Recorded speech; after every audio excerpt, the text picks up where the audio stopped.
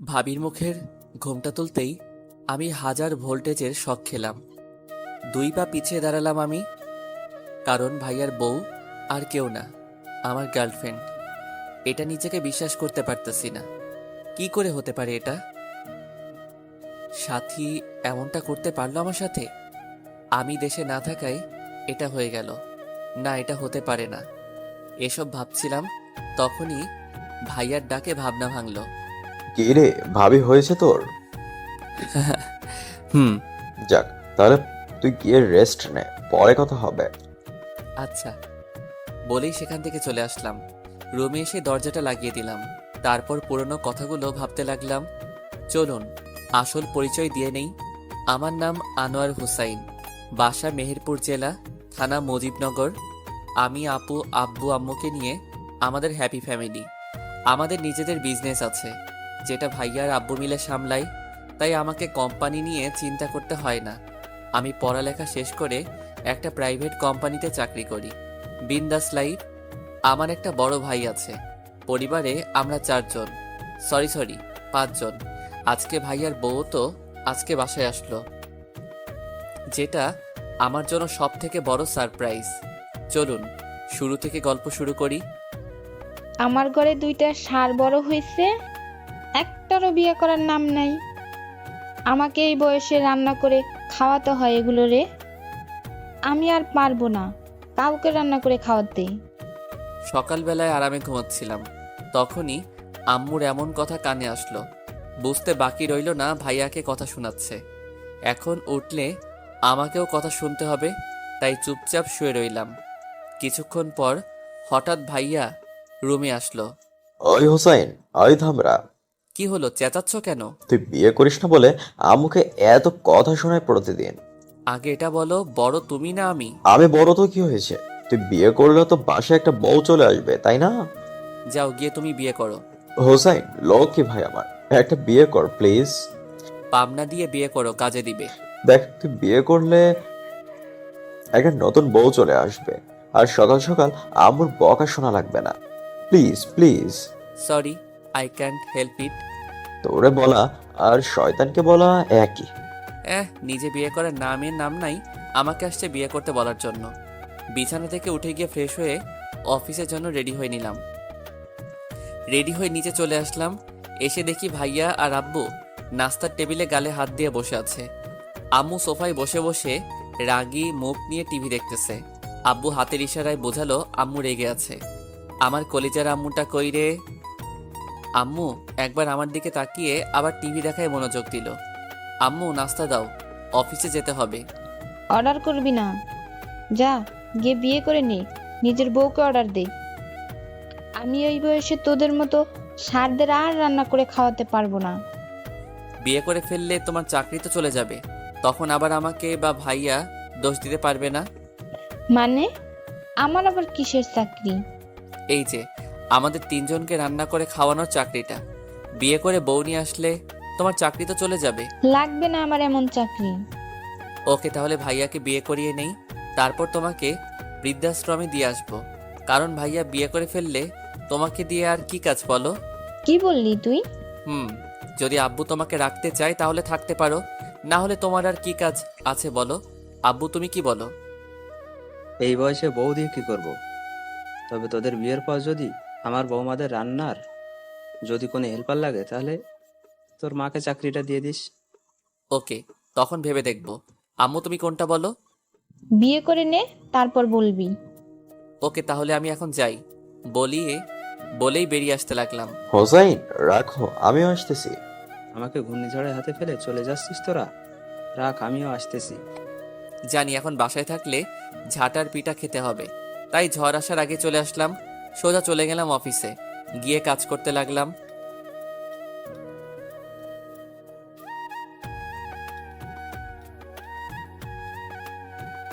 তখনই মোবাইলটা বেজে উঠল।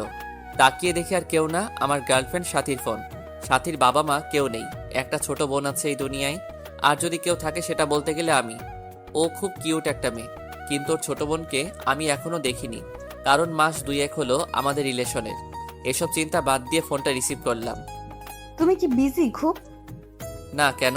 তাহলে কালকে বিকেলে আমার সাথে দেখা না করে কোথায় গিয়েছিলে? কালকে বিকালে তো বিয়ে করতে গিয়েছিলাম। কেন, তুমি জানো না? হুম, তা আজকে কি দেখা করা যাবে? হুম, ম্যাডাম ডেকেছে। আমি না এসে পারি? থাক, আর ঢং করতে হবে না। তা এখন আসতে পারবে একটু? কোনো জরুরি কাজ আছে নাকি? না, তেমন কিছুই না, শুধু তোমাকে দেখতে মন চাইতেছে। 5টায় পার্কে এসো, তখন মন ভরে দেখে নিও। এখন মাত্র আসলাম, আবার যদি এখনই চলে যাই তাহলে চাকরিটা আর বাঁচানো যাবে না। ওকে, বাই বেবি। আমি আবারও কাজে মন দিলাম। 5টায় অফিস শেষ হওয়ার পরে সোজা চলে গেলাম। গিয়ে দেখি সাথী ওর সাথে একটা মেয়ে নিয়ে বসে আছে। আমি স্বাভাবিকভাবেই গিয়ে বসলাম। হুসাইন, তোমাকে বলেছিলাম না আমার বোনের কথা? হুম। ওই হলো আমার ছোট বোন সুমনা আক্তার জান্নাত, সবাই জান্নাত বলে ডাকে। হাই। হ্যালো। তা কি নামে ডাকবো আপনাকে? মানে? মানে দুলাভাই না নাম ধরে? আমাকে নাম ধরে ডাকলেই খুশি হব। ওকে হুসাইন ভাইয়া, তাহলে আপনারা কথা বলেন, আমি এখন আসছি। কি হলো, জান্নাত চলে গেল কেন? বাজে কয়টা? আগে এটা দেখো। 5টা 40 কেন? তুমি 5টায় আসবে বলেছিলে, আর এখন বাজে 5টা 40। আর জান্নাতের 6টা থেকে ডান্স ক্লাস আছে, তাই চলে গেছে। ও সরি, আসলে বের হতে একটু দেরি হয়ে গিয়েছে। ওকে, তা কি খাবে বলো? তুমি যা খাবে আমিও তাই খাবো। ওকে। কিছুক্ষণ সাথীর সাথে কথা বলে বাসায় চলে আসলাম। বাসায় আসতেই দেখি ভাইয়া আর আব্বু গালে হাত দিয়ে সোফায় বসে আছে। কি হলো, এভাবে গালে হাত দিয়ে বসে আছো কেন তোমরা? তো এটা ব্যাড নিউজ আছে তাই। তা কি কি শুনি। প্রথমত আজকে বাসায় কিছুই রান্না হয়নি, মানে না খেয়ে থাকতে হবে।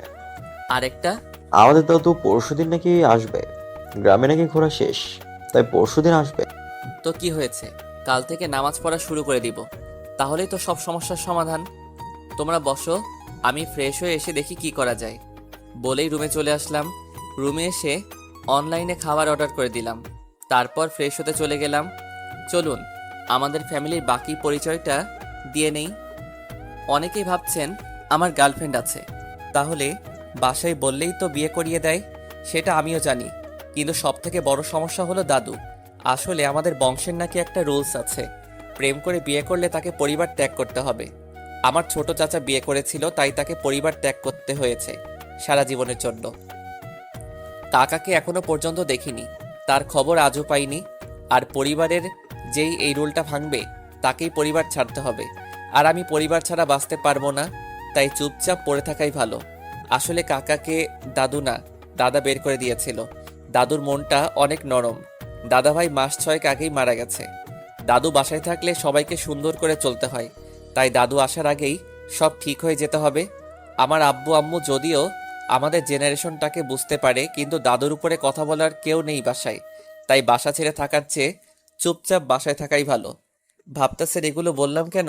হারে পাঠক পাঠিকারা, আপনারা গল্পের সাথে থাকেন, এগুলো কাজে দেবে তাই বললাম।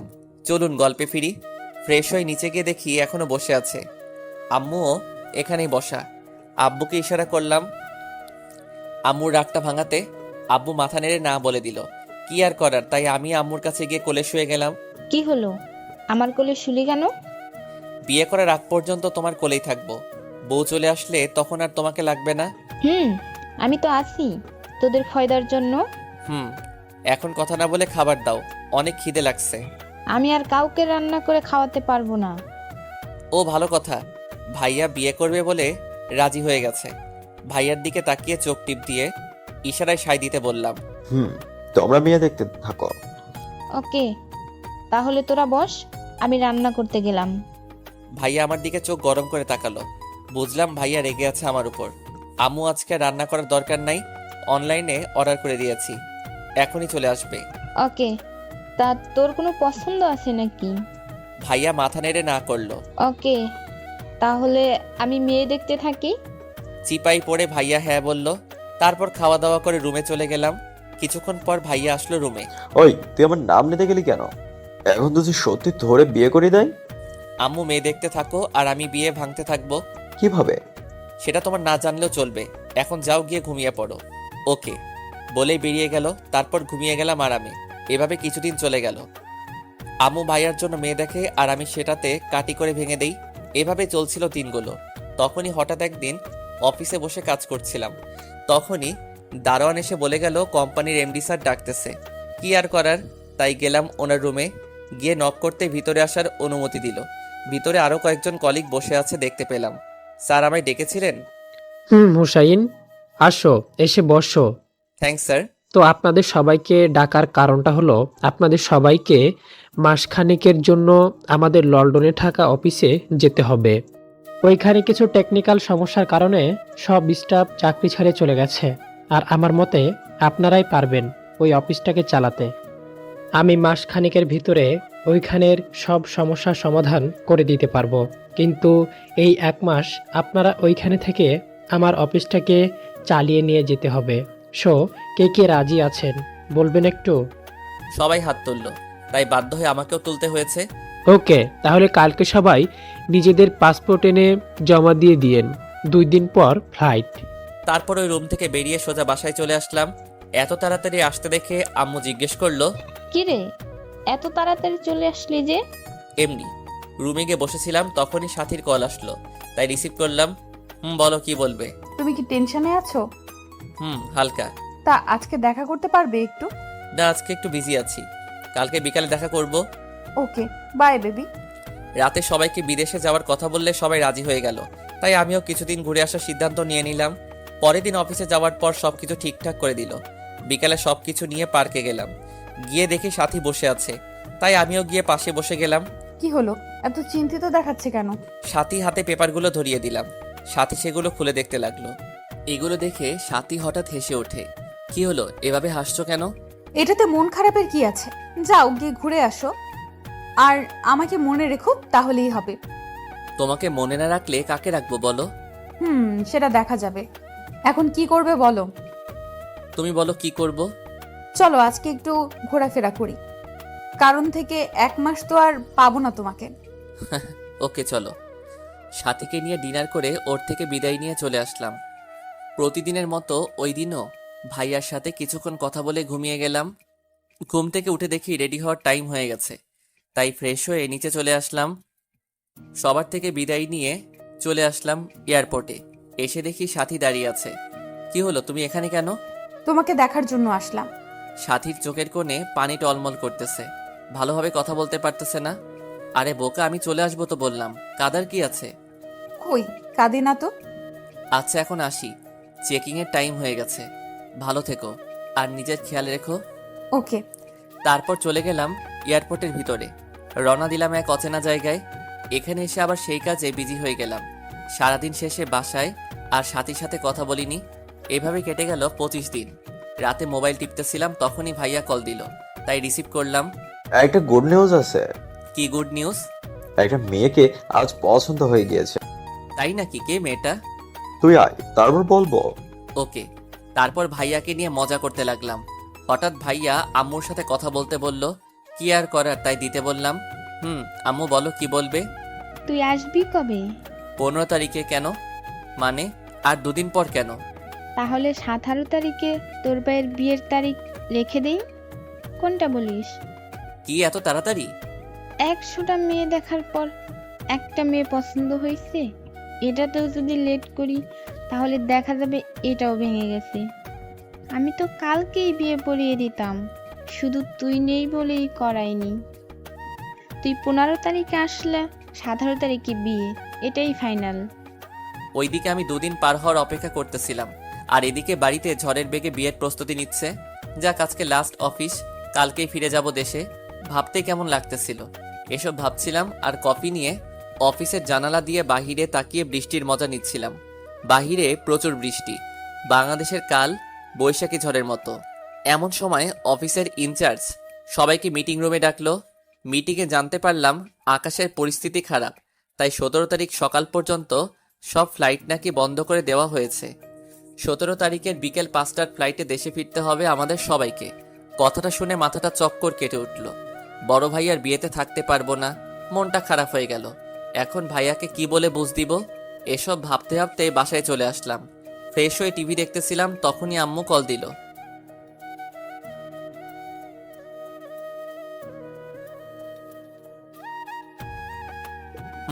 আম্মু বলো। তোর ফ্ল্যাট কালকে ল্যান্ড করবে কয়টায়?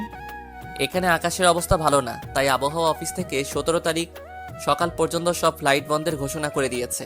কি? তাহলে এখন কি হবে? কি আবার হবে? 17 তারিখের বিকেলের ফ্লাইটে আসতেছি। তোমরা তোমাদের কাজ করে যাও। তারপর অনেক কষ্টে সবাইকে মানালাম, কারণ বিয়েতে সবাইকে ইনভাইট করা হয়ে গেছে। এখন ডেট পিছিয়ে দেওয়া অসম্ভব, তাই তারিখ অনুযায়ী বিয়ে হবে বলে দিলাম। সাথীকেও কথাটা জানিয়ে দিলাম। তারপর দিলাম একটা আরামের ঘুম। 17 তারিখে বিকালে ত্যাগ করলাম বিদেশের মাটি। দেশে গিয়ে চেকিং করাতে করাতে প্রায় রাত 12টা বেজে গেছে। তারপর সোজা বাসায় চলে আসলাম। বাসায় এসে দেখি বাসাটা অনেক সুন্দর করে সাজানো, অনেক মেহমানও এসেছে। ভিতরে গিয়ে সবার খবর নিলাম। ভাইয়া এসে আমাকে জড়িয়ে ধরলো। চল, তোর ভাবিকে দেখবি? অনেক রাত হয়ে গেছে, কাল সকালে পরিচয় হয়ে যাব না হয়। চুপ, আয়, তোর মতামত জানবো বলে বসে আছি। কেন? আম্মু আর দাদু বলছে তোর বউ পছন্দ হবে না, এটা নিয়ে বাজি লেগে বসে আছি। কিসের বাজি? তোর পছন্দ হলে আম্মু আর দাদু আমাকে 5,000 টাকা দেবে, আর না হলে আমি দেব। ওকে চলো তাহলে, ভোট হয়ে যাক। বলেই ভাইয়াকে নিয়ে ভাবির রুমে চলে আসলাম। এসে দেখি ভাইয়ার খাটের উপর একটা মেয়ে লম্বা ঘোমটা দিয়ে বসে আছে। তাই প্রথমে সালাম দিলাম, আসসালামু আলাইকুম ভাবি। ওয়ালাইকুম আসসালাম। মা, ঘুমটাটা একটু তোলো তো। তোমার ছোট দেবরের সাথে পরিচয় হয়ে নাও তুমি। ভাবি তাও ঘুমটা উঠাচ্ছে না। কিছুটা অবাক হলাম ভাবির এভাবে বসে থাকার কারণে। অবশেষে দাদি গিয়ে আস্তে করে ভাবির মুখের কাপড়টা তুলে দিল। ভাবির মুখের ঘুমটা তুলতে আমি 1000 ভোল্টেজের শক খেলাম।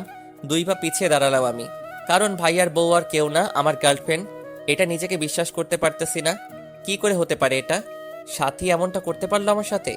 আমি দেশে না থাকায় এটা হয়ে গেল? না, এটা হতে পারে না। এসব ভাবছিলাম, তখনই ভাইয়ার ডাকে ঘর থেকে বেরিয়ে আসলাম। কিরে, ভাবি পছন্দ হয়েছে তোর? হুম। যাক, তাহলে গিয়ে রেস্ট নে, পরে কথা হবে। আচ্ছা। রুমে এসে দরজাটা লাগিয়ে দিলাম। তারপর পুরোনো কথাগুলো ভাবতে লাগলাম। তখনই কেউ রুমের দরজায় নক করলো। পিছনে ফিরে দেখি ভাইয়া। কি হলো, তুমি এত রাতে?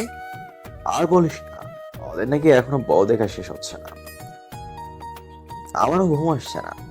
তুই এতদিন পর আসছিস, তাই ভাবলাম একটু ছাদে গিয়ে গল্প করি। আয় চল, বলে ভাইয়া নিয়ে ছাদে গেলাম। ছাদে দাঁড়িয়ে দাঁড়িয়ে আমি সাথীর কথা ভাবছিলাম। তখনই ভাইয়া বলে উঠলো, আচ্ছা, এবার তো তোর বিয়ের পালা, তা বিয়েটা কবে করবি? করব, মনের মতো মেয়ে পেয়ে গেলে। তাই নাকি? তা তুমি এই মেয়েকে পেলি কোথায়? তোকে একটা কথা বলবো, সেটা আবার যেন তুই দাদুকে শুনিস না। বলবো না, বল। ভাইয়া যেটা বললো সেটা শোনার জন্য আমি মোটেও প্রস্তুত ছিলাম না।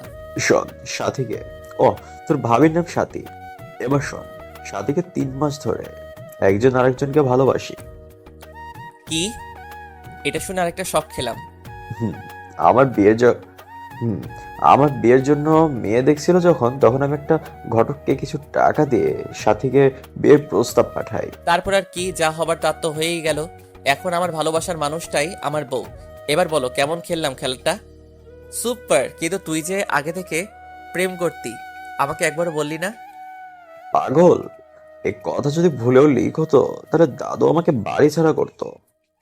ও, তাহলে শেষমেশ বিয়েটা করেই ফেললি? হুম এমন চান্স মিস করে কেউ? কংগ্রেস। কিরে, তোরা দুইজন কি করছিস এত রাতে এখানে? এই তো হোসাইনের সাথে গল্প করছি।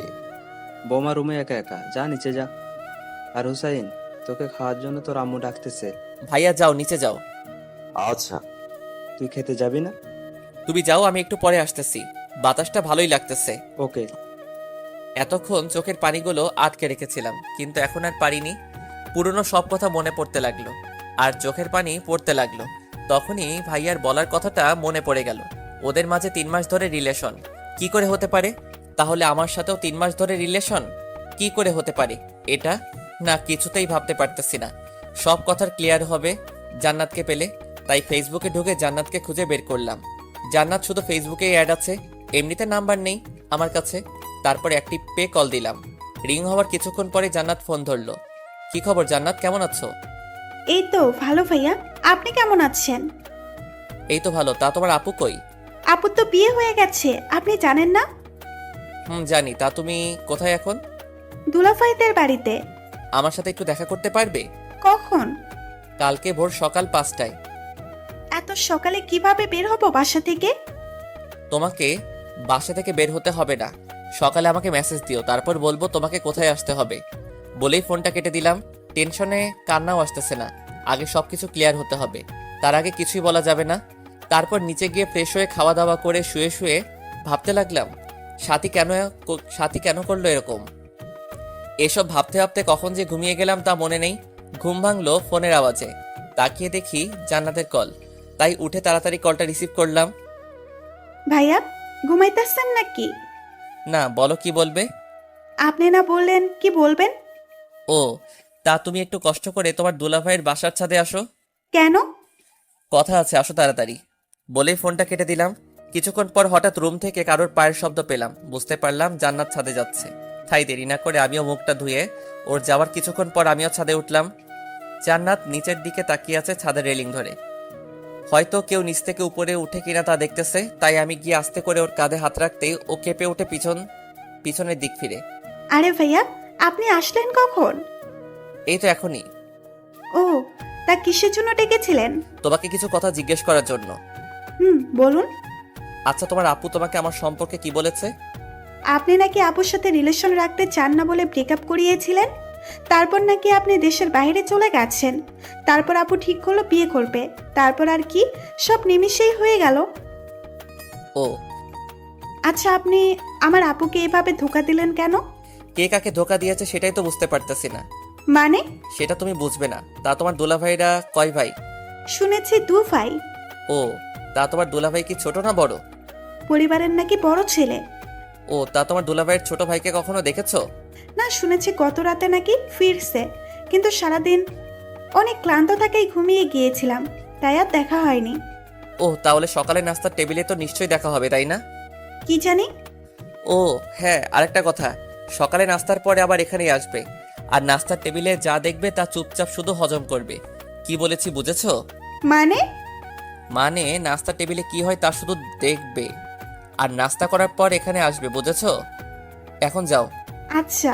আমি নিজেই বুঝতেছি না কি হচ্ছে আমার সাথে, মাথাটা ঘুরতেছে আমার। রুমে গিয়ে ফ্রেশ হয়ে নিলাম, তারপর বসে বসে আবার ভাবতে লাগলাম কি হচ্ছে আমার সাথে, বা কেনই হচ্ছে আমার সাথে। সাথী কি আমার উপর প্রতিশোধ নিতে চাইতেছে নাকি অন্য কিছু? সাথী কি জানতো না যে আমার ভাইয়া ওর স্বামী?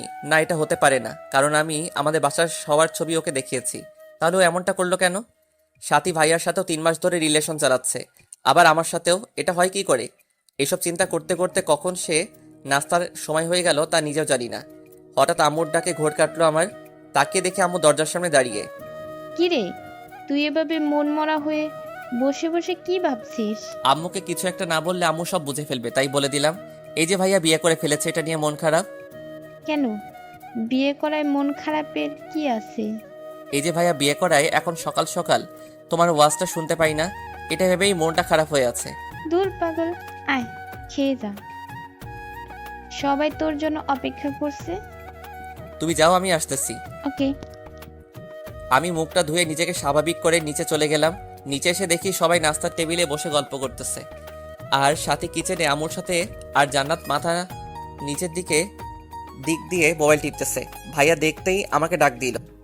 আরে হোসাইন, আয় আয়, তোর জন্য অপেক্ষা করছিলাম। আমি মাথা নেড়ে বললাম, আর সাথীর চেহারা রিয়াকশনটা দেখতে লাগলাম। সাথী স্বাভাবিকভাবেই ওর কাজ করে যাচ্ছে, আর এদিকে জান্নাত আমাকে দেখতেই চোখগুলো টিউবলাইট হয়ে গেল। আমি গিয়ে জান্নাতের পাশে বসে গেলাম। জান্নাত চোখ বড় বড় করে আমার দিকে তাকিয়ে আছে। টেবিলে বসতে সবাই নাস্তা করতে শুরু করলো, কিন্তু জান্নাত আমার দিকে এখনো চোখ বড় বড় করে তাকিয়ে। কি হলো জান্নাত, খাচ্ছ না কেন? একদম আস্তে করে বললাম, যেন জান্নাত ছাড়া কেউ শুনতে না পায়। আরে জান্নাত, তোমাদের তো পরিচয় করানো হয়নি। জান্নাত ও আমার ছোট ভাই হোসাইন, আর হোসাইন ও হলো জান্নাত, তোর ভাবির একমাত্র ছোট বোন। হাই। হ্যালো। খাওয়া দাওয়া শেষ করে আমি ছাদে দাঁড়িয়েছিলাম, তখনই পিছন থেকে কেউ কাশলো। তাকিয়ে আমি অবাক হয়ে গেলাম। পিছনে ফিরতেই দেখি সাথী। তাই স্বাভাবিক হয়ে বললাম, আরে ভাবি, আপনি এখানে? একটু ছাদে আসলাম তোমার ভাইয়ার সাথে। তাকে দেখি ভাইয়াও আসছে। ও, তাহলে তোমরা থাকো, আমি আসি। কিরে, কোথায় যাচ্ছিস? নিচে যাচ্ছি। আসলি কখন যে আবার চলে যাচ্ছিস? হারছিলাম, কিন্তু তোমাদের রোমান্সের সময় বাধা দিয়ে লাভ নেই। ধর বোকা, আয়। থাক, আর পাম দিতে হবে না। এনজয় বস। ভাইয়াকে কিছুই বুঝতে দিলাম না, কারণ এসবে ভাইয়াকে জড়িয়ে লাভ নেই। যা হবে তা আমি নিজেই দেখে নিব। এসব ভাবতে ভাবতে রুমে চলে আসলাম। এসে রুমে ঢুকে দাঁড়িয়ে ভাবতে লাগলাম সব কিছু। হঠাৎ কারো পায়েলের আওয়াজ পেলাম। তাকে দেখি জান্নাত ছাদের দিকে যাচ্ছে, তাই ডাক দিলাম, জান্নাত কোথায় যাও? আপনি না বললেন সাথে যেতে, তাই সাথে যাচ্ছি। ছাদে যাওয়ার দরকার নেই, এদিকে আসো। এটা কি আপনার রুম? হুম। রুমটা নজর বুলিয়ে দেখতে লাগলো। আচ্ছা, কি হচ্ছে এসব? আমি তো কিছুই বুঝতেছি না। আমি নিজেই বুঝতেছি না তোমাকে কি বলবো। আপনি আপুকে ছেড়ে দিয়েছেন, তারপর আপু আপনার ভাইয়াকে বিয়ে করে ফেলেছে। কি হচ্ছে এসব? তুমি কিছু জানো এরকমটা করার কারণটা কি? না ভাইয়া, আমি তো এইসবের কিছুই জানি না। তবে আপু যে কোনো কিছু করতে চাইতেছে এটা আন্দাজ করতে পারতেছি। হুম, কিন্তু কেন করবে এসব? আপনি আপুকে ধোঁকা দিয়েছেন, তাই এসব আপনার উপর প্রতিশোধ নিতে চাচ্ছে না তো? কে ধোকা দিয়েছে তোমার আপুকে? আপনি? আরে আমি জান্নাতকে সত্যটা বলতে গিয়েও বললাম না। যা করার আমাকেই করতে হবে। আচ্ছা তুমি এখন যাও, আর তোমাকে আপুকে এগুলো বলো না, কেমন? ওকে। না, আমাকে সাথে সাথে কথা বলতেই হবে।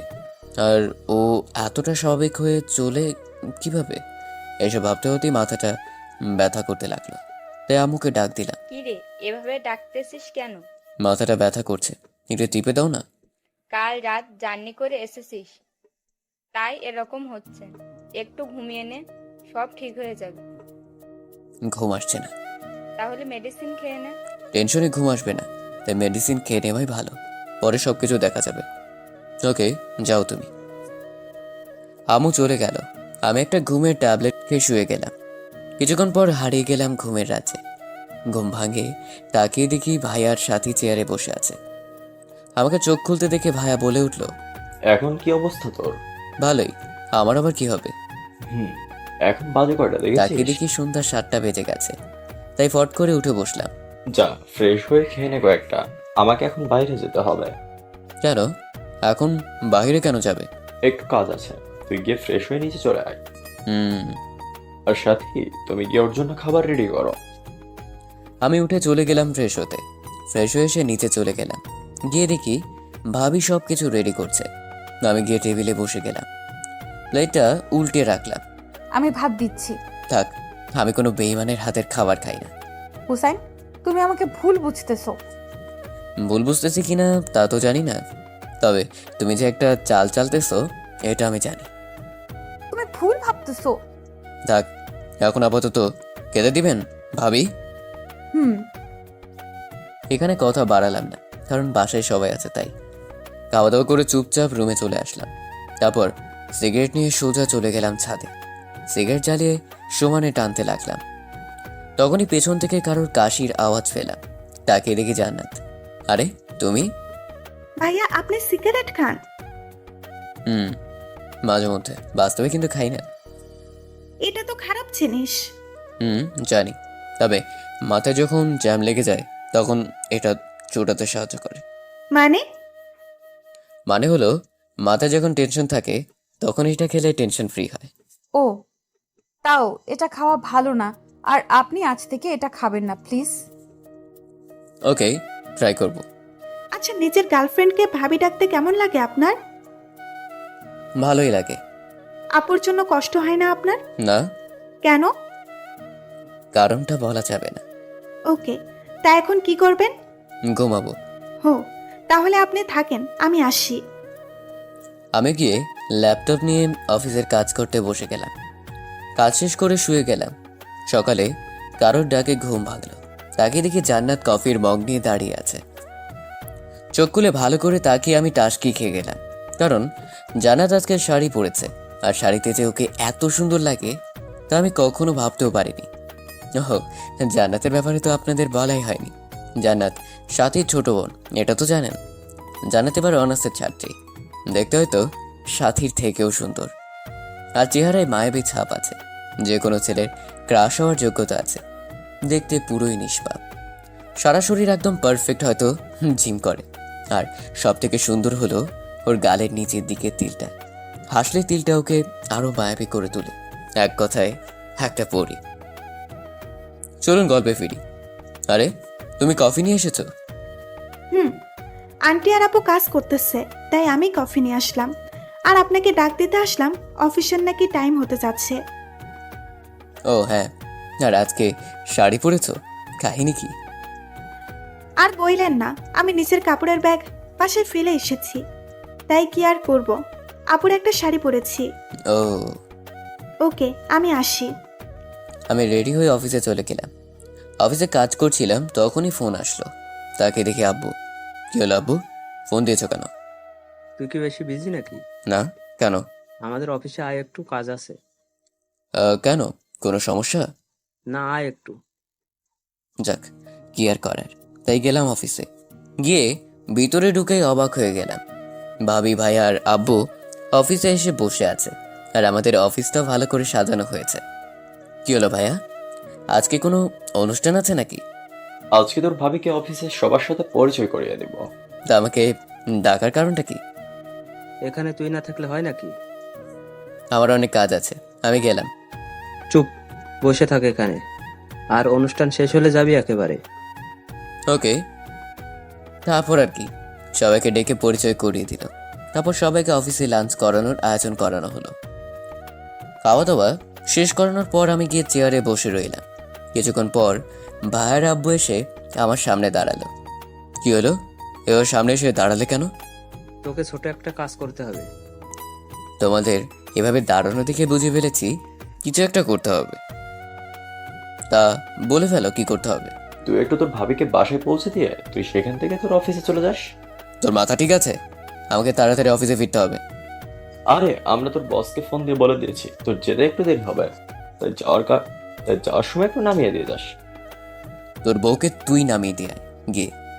আরে এমনিতে বিয়ের কারণে অনেক কাজ জমে আছে, তাই প্রেশারটা একটু বেশি। আর এমনিতেও তুই তোর ভাবির সাথে পরিচয় হসনি, তাই যেতে যেতে পরিচিত হয়ে নিবি। আর ওকে একটু নামিয়ে দিয়ে তুই চলে যাবি। বউ তোমার, তুমিই গিয়ে চিনো। আর আমার এত পরিচয় হয়ে লাভ নেই। পরিচয় হওয়া লাগবে না তোর, সাথীকে বাসায় নামিয়ে দিয়ে যাস, তাহলেই হবে। ওকে, এই একটা চান্স সাথীর সাথে সরাসরি কথা বলার। তাই রাজি হয়ে গেলাম। আমি নিচে গিয়ে গাড়িতে বসেছিলাম। কিছুক্ষণ পর ভাবেও গাড়িতে এসে বসলো। তারপর গাড়ি চালাতে লাগলাম। আর কোথায় থেকে শুরু করব ভাবছি। তা বিবাহিত জীবন কেমন লাগছে? ভালোই। আমার কিছু প্রশ্নের উত্তর দিবে? বলো, কি জানতে চাও? গাড়িটা একটা সাইড করে রাখলাম। আচ্ছা, তুমি এই বিয়েটা কেন করলে, তাও আবার আমার ভাইয়াকে? হুসেন, আমি জানতাম না যে ও তোমার ভাই। কেন, আমি তোমাকে আমার ফ্যামিলি ফটো দেখাইনি? আর তুমি তো আমার ভাইয়াকে আগেও দেখেছো। আমরা যে ব্যাচেলার পার্টিটা দিয়েছিলাম, তখন সবার সাথেই তো ভাইয়ের পরিচয় করিয়ে দিয়েছিলাম। আর ওখানে তো তুমিও ছিলে, তাই না? কিন্তু তখনকার কথা তো মনে ছিল না। আর বিয়েটা হঠাৎ করে হয়ে যাওয়ায় এত কিছু ভাবার সময় পাই নাই। বিয়েটা তাড়াতাড়ি হয়ে গেছে। কয়েকদিনে কি হয়ে গেল আমি কিছুই বুঝতে পারিনি। ও, তা তুমি আমাকে তো বলতে পারতে। এমনকি বিয়ের আগের দিন রাতেও আমি তোমার সাথে কথা বলেছি, তাই না? আমি তোমাকে কিভাবে বলবো এটা নিয়ে অনেক টেনশনে ছিলাম। ও, তুমি আমাকে কথাটা বলতে পারছিলে না, বা কি কথাটাই না শোনালে? দেখো, আমি না চাইতেও সবকিছু হয়ে গেছে। আমি কিছুই জানতাম না, বিশ্বাস করো। বিশ্বাস? তাও তোমাকে? অসম্ভব। হুসেন, আমি চেয়েছিলাম তোমাকে, কিন্তু আমি পারিনি। সাথী প্লিজ, এসব মিথ্যা কথা বলা বন্ধ করো। আমি মিথ্যা বলতেছি এটা তোমার কেন মনে হলো? কারণ আমি সবই জানি সাথী, সো আমাকে মিথ্যা বলে লাভ নেই। মানে? আচ্ছা, আমাকে কিছু প্রশ্নের উত্তর দিবে সাথী প্লিজ? বলো। আচ্ছা, তুমি ভাইয়াকে বিয়েটা করতে না করলে না কেন? বললে না কেন তুমি অন্য কাউকে ভালোবাসো? আমি বলতে চেয়েছিলাম কিন্তু পারিনি তখন। বিশ্বাস করো আমাকে হুসাইন। বলতে পারোনি কেন সেটাই তো জানতে চাইছি। আমি নিজেও জানি না তখন কেন যে বলতে পারিনি। দেখো সাথী, অনেক মিথ্যে বলেছো। আর বলো না প্লিজ, এখন তো সত্যিটা বলো প্লিজ। কিসের সত্যি বলবো? তুমি কেন করেছো এসব? আর আমাদের ভাইদের সাথেই কেন করছো? আমি আবার কি করলাম? হায় রে, ভোলা চেহারা জানো না কি করেছো? না, আমাকে বলে দিতে হবে। বলো, আমি শুনি। আচ্ছা, তোমাদের বিয়ের দিন রাতে আমি ভাইয়ের সাথে কথা বলেছিলাম। তখন ভাই আমাকে বলেছিল তোমাদের নাকি লাভ ম্যারেজ। সাথী মাথাটা নামিয়ে ফেললো, কি যেন ভাবতে লাগলো। তুমি ভাইয়ের সাথেও রিলেশন করেছো, আবার আমার সাথেও। প্লিজ একটু বলবে কেন এসব করেছো? কি দোষ ছিল আমার যেভাবে ঠকালে? আর কি মজা পেলে এটা করে? কেন খেলেছিলে আমার মনটা নিয়ে? তুমি একবার বললেও না বিয়েটা করে ফেললে। তা আবার আমার ভাইকে কি এমন কারণ যার জন্য তুমি এমনটা করছো? কেন করছো এসব? কি লাভ হবে তোমার বলবে একটু? লাভ নেই এখানে, তবে আমার মনের জ্বালাটা মিটবে। মানে? তোকে তো আমি বোকা মনে করেছিলাম, কিন্তু তুই তো দেখি মহা চালাক। আমার সব কিছু 2 দিনেই বের করে ফেলেছিস। আমি চেয়েছিলাম কেউ জানার আগে তোদেরকে ফকির বানিয়ে ছেড়ে দেব, কিন্তু আফসোস তুই জেনে গেলি। মানে কি সাথী? আর তুমি আমাকে তুই বা তোকারি করছো কেন? আর কে তুমি? আমাদের ফকির বানাতে চাইছো? ও সরি, আমি আগে আমার পরিচয়টা দিয়ে নেই। আমি সাথী সরকার, পিতা ফারহান সরকার। আর আমি এতিম না, আমার বাবা মা আছে। মানে তুমি আমার ছোট চাচার মেয়ে? আমি তোমার ছোট চাচার মেয়ে। তাহলে তো ভালোই। তা তুমি আমাদের ক্ষতি করতে চাইছো কেন? কারণ তোরা আমাদের অনেক বড় ক্ষতি করছিস, তাই আমি তোদের সবাইকে রাস্তায় আনবো। আমরা তোমাদের কি ক্ষতি করেছি? কি ক্ষতি করনি তাই বলো। ছোট থেকে আমরা দাদা দাদুর আদর পাইনি, আর সব থেকে বড় কথা হলো আমার আব্বু আম্মুকে তোমরা সবাই মিলে অপমান করে বাসা থেকে বের করে দিয়েছো। দেখো, তখন তো আর আমরা ছিলাম না। আর যা করেছে দাদা করেছে, এটা আমাদের কি করার আছে? তোমাদের বংশের নাকি একটা রীতি আছে, প্রেম করলে বাসা থেকে বের করে দেয়। আর আমার বাবা প্রেম করে বিয়ে করেছিল, তাই ওনাকে বাবা মা থাকতেও এতিম হয়ে চলতে হয়েছে। বাবাকে আমি এখনো কাঁদতে দেখি, তাই আমি ঠিক করেছি তোদের পরিবারকে আমি রাস্তায় নামাবো। কেন? তোদের বংশের নাম আমি মাটিতে মিশিয়ে দেব, আর কোনো বাবাকে কাঁদতে দিব না। দেখো, এসবের পিছনে তো আমাদের তো হাত নেই। এই দাদার শাস্তি তুমি আমাদের দিচ্ছ কেন? তোদের রাস্তায় দেখলেই আমার শান্তি হবে। কিন্তু আমি তো তা করতে দিব না। তুই শুধু চুপচাপ দেখবি, কিন্তু কিছুই বলতে পারবি না। আমি সেই ব্যবস্থাও করব। আমি যদি আজকে বাসার সবাইকে তোমার আসল চেহারাটা ধরিয়ে দেই? পারবি না, কারণ তুই জানিস যে এটা করলে সবাই আমাকে বাসা থেকে বের করে দিবে। আর তোর ভাই আমাকে যেই পরিমাণ ভালোবাসে, সেও চলে আসবে আমার সাথে সবকিছু ভুলে। তাও ঠিক। তা ভাইয়াকে বল দিলে? তাও সে আমাকে ভালোবাসবে, কারণ আমি ওর চোখে ভালোবাসার সাগর দেখি। বাহ, মাস্টার প্ল্যানিং করেই আসছো তুমি। ভাইয়াকে এমন ভাবে ফাঁসিয়েছো যে ছাড়ানো সম্ভবই না। তা তুমি যা করছো সেটা কি ঠিক? তোমার দাদা যেটা করেছিল সেটা কি ঠিক? দেখো, ওইটা গিয়ে তুমি ওনাকে জিজ্ঞেস করো। ওই কথাটা নিয়ে তুমি আমাদের হয়রানি করবে কেন? তোমরা তো তারই বংশধর, তাই। না, তোমাকে বুঝাতে পারবো না। বোঝাতে এসো না প্লিজ। ওকে, আমি হুসাইন তো আছি, চিন্তা করো না, আমি দেখছি কি করা যায়। ওকে। তবে সবকিছু করতে এখন অনেক কঠিন হয়ে যাবে, কারণ আমি যে জেনে গেছি তাই। আর তুমি এটা করলে কেন? কোনটা? এই যে আমার সাথেও রিলেশন করলে, আবার ভাইয়ের সাথেও রিলেশন করলে, এটা কারণটা জানতে পারি? আসলে আমি দেখতে চেয়েছিলাম কে বেশি ইমোশনাল প্রেম নিয়ে, কে আমার জন্য নিজেকে কোরবানি দিতে পারে, আর সেটাতে তোমার ভাইয়া সিলেক্ট হয়েছে। ও, তা এত ভালোবাসা পেয়েও সেটার অবমাননা করবে? না, তোমাদের সবার সাথে আমার স্বামীকে টানছো কেন? আরে ও হলো আমার ভালোবাসা, আর তোমাদের সবাইকে রাস্তায় নামানোর প্রধান হাতিয়ার। ও, তাহলে তো অনেক বড় প্ল্যান করে এসেছো তুমি। আফসোস, এখন আর সেটা সফল হবে না, কারণ আমি যে দেওয়াল হয়ে গেলাম। আমি দেওয়াল ভাঙতেও জানি। ওকে, সেটা সময় বলে দিবে। ভাবতেও পারিনি তুই এত কিছু বুঝে ফেলবি। আমি বুঝিনি তোমরা দুই বোন এতটা খারাপ হতে পারো। মানে তোমরা দুই বোন মিলে এমনটা করতে আসবে সেটা আমি ভাবতেও পারিনি। দেখ, জান্নাত অনেক ভালো মেয়ে, ও এসবের কিছুই জানে না। মানে এই প্ল্যান আমি একাই জানি। জান্নাত তো এটাও জানে না যে তোরা আমাদের আত্মীয়। জান্নাত এসবের কিছুই জানে না। ও, তার মানে তুমি গল্পে একাই সৈনিক, আর আমার ভাইয়া তোমার প্রধান হাতিয়ার। ওকে, তাহলে এই যুদ্ধটায় আমি কাউকে শরিক করব না। এই যুদ্ধে আমি একাই সৈনিক। বাহ, গুড। তবে একটা কথা, আমার পরিবারের কারোর উপর যেন কোনো শারীরিক ক্ষতি না হয়। তুই কি পাগল? আমি কি এখানে মানুষ মারতে এসেছি নাকি? তাও ঠিক, কিন্তু যদি হয় তখন আমার ভিতরের ভিলেনটাকে দেখতে পাবে বলে দিলাম। আরে ধুর, আমি মারবো না তো, শুধু রাস্তায় নামাবো, কারণ ওদের সব অহংকার আমি মাটিতে মিশিয়ে দিব। ওকে, তোমার প্ল্যানগুলো ভালোভাবে হলেই ভালো হয়। আসার সময় একটাও কথা বললাম না। বাসায় এসে ভাবিকে নামিয়ে দিয়ে আমি সোজা চলে গেলাম অফিসে। সারাদিন কাজ শেষ করে বাসায় এসে ঢুকতেই দেখি সাথী বসে বসে দাদুর সাথে গল্প করছে। মনে মনে ভাবলাম, কি অভিনয় না এটা করতে পারে এই মেয়েটা। এইসব ভাবতে ভাবতেই রুমে চলে গেলাম। রুমে এসে বসে বসে ভাবতে লাগলাম, বাসার কাউকে এটা নিয়ে জানানো যাবে না, তাহলে ভাইয়ের উপরে প্রেশারটা যাবে। এমন আছে দাদু বাসা থেকে বেরও করে দিতে পারে, তাই এটাতে কাউকে কিছু না বলে যা করার আমাকেই করতে হবে। কি করা যায় এটা নিয়ে আমাকে চিন্তা করতে লাগলাম। এটা নিয়ে চিন্তা করছিলাম তখনই জান্নাত হুট করে রুমে চলে আসলো। ভাইয়া, আপনার কফি। থ্যাঙ্কস বলে ওর হাত থেকে মগটা নিয়ে নিলাম। জান্নাতকে দেখে মনে হলো ও আমার অনেক কাজে আসবে। আপাতত কিছু ইনফরমেশন বের করতে হবে। জান্নাত, তোমার কি কোনো কাজ আছে নাকি এখন? না, কেন? তাহলে বসো, একটু গল্প করা যাক।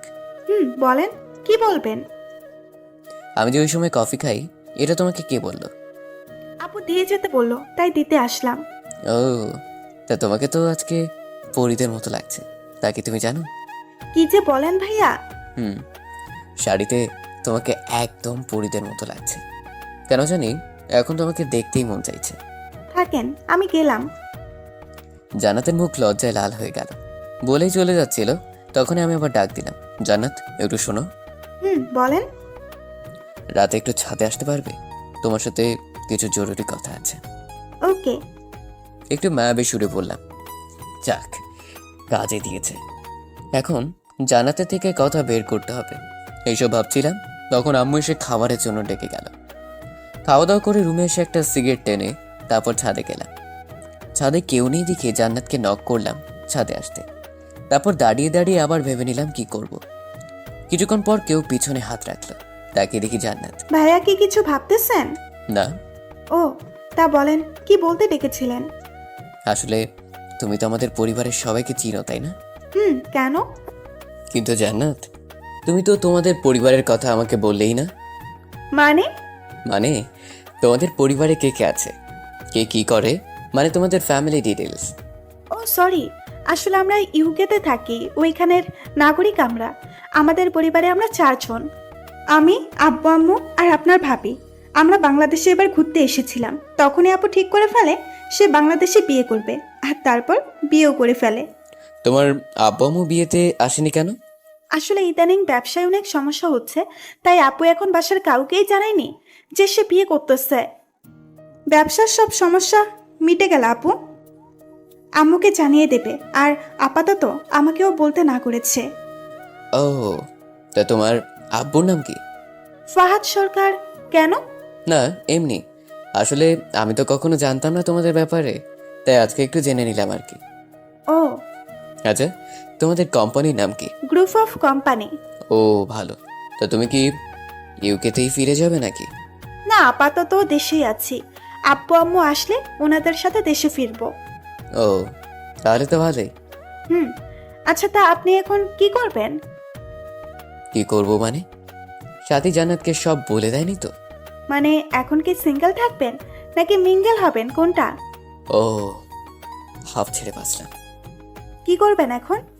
তোমার মতো একটা মেয়ে পেলে আবার মিঙ্গেল হয়ে যাব। ওকে, খোদা যেন আপনার আশাটা পূরণ করে। তারপর আরো কিছুক্ষণ জান্নাতের সাথে কথা বলে নিচে চলে আসলাম। রুমে এসে ফ্রেশ হয়ে শুয়ে শুয়ে কি করা যায় এটা ভাবতে লাগলাম। অনেক ভেবেচিন্তে একটা উপায় মাথায় আসলো। তারপর মনে মনে হাসতে লাগলাম। সাথী, তুমি যা করতে চাইছো আমি তোমাকে তার 4 গুণ ফিরিয়ে দেব। এইসব ভাবতে ভাবতেই ঘুমিয়ে গেলাম, কারণ কাল সকাল থেকে অনেক কাজ আছে। সকালে আম্মুর ডাকে ঘুম ভাঙলো, তাকে দেখি সকাল 6টা বাজে। কি হলো, এত সকালে ডাকলে কেন? তোর ফোন বাজতেছে। ও দাও বলেই ফোনটা ধরলাম। অফিসের বস ফোন দিয়েছিল, জরুরি অফিসে যেতে হবে। কি সমস্যা নাকি হয়েছে ডিলারদের সাথে, কি আর করার, তাই উঠে ফ্রেশ হয়ে চলে গেলাম অফিসে। সারাদিন অফিসের ঝামেলা শেষ করে বাসায় আসলাম। তারপর বসে বসে গান শুনছিলাম। তখনই মনে পড়লো তৌফিকের কথা। তৌফিক ইউকেতেই থাকে, আরও অনেক বড় একটা কোম্পানির ম্যানেজার। তাই যা করার ওকে দিয়েই করাতে হবে। তাই ফোনটা বের করে ফোন দিলাম ওকে। একবার রিং হওয়ার পর ফোনটা ধরলো। খিরে মামা, কি খবর? ভালো। তোর কি খবর? কি আর অবস্থা, চলতেছে দিন। শোন, তোকে একটা কাজে ফোন দিয়েছিলাম। কি কাজ? তোকে আমার কিছু ইনফরমেশন বের করে দিতে হবে। কিরকম ইনফরমেশন? একজন লোকের সব ইনফরমেশন বের করে দিতে হবে, এমনি কি তার সম্পত্তিগুলো কার কার নামে আছে সেগুলো পর্যন্ত। কি বলিস মামা, এটা তো অনেক বড় বিপজ্জনক কাজ। তুই পারবি কি না সেটা বল। দেখ হুসাইন, এটা বাংলাদেশ না যে ঘুষ দিয়ে বের করে ফেলতে পারবো। এটা ইউকে। যদি কর্তৃপক্ষ জানতে পারে আমি কারো সম্পত্তি লিস্ট দেখছি বা তার ব্যাপারে ইনফরমেশন এসছে, তাহলে আমার জেল হতে পারে। তার মানে তুই পারবি না, তাই তো? দেখ, আমি সেটা বলিনি, তুই লোকের নাম ঠিকানা পাঠা। আমি দেখতেছি আমার সহপাঠীদের সাথে কথা বলে। ওকে, আমি পাঠাচ্ছি, তুই ওদের সাথে কথা বলে আমাকে জানা। ওকে।